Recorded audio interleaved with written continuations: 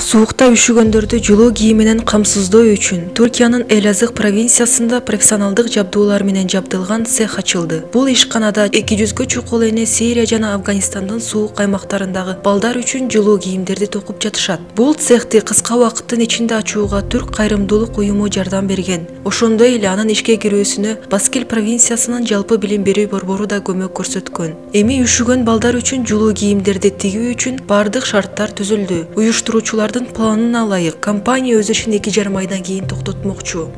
Ага чейин бардык өндүрүлгөн продукциялар Сирия жана Афганистандын жаш балдарына жеткирилип бүтөт. Инсандык жардам кайрымдуулук уюму согуштан жана сууктан жапа чеккен аймактарда абал оор экендигин билдирди. Жада калса кээ бир адамдарда жылуу байпак да жок. Ошондуктан фонд аялдарды эле эмес, эркектерди да кийимдерди даярдоо үчүн жумушка чакырып жатат. Бул кайрымдуулук акцияга мамлекеттик кызматкерлер да кошулду. 700 балага ылайыкталган кийимдердин биринчи бөлүгү суук аймактарга жөнөтүлдү. Эскерте кетсек, ушул ай ичи Сирияда жана жакынкы чыгышта абанын температурасы кескин төмөндөгөн. Кыш калың жааган каар менен коштолуп, анын натыйжасында бир нече адам үшүктөн каза болгон.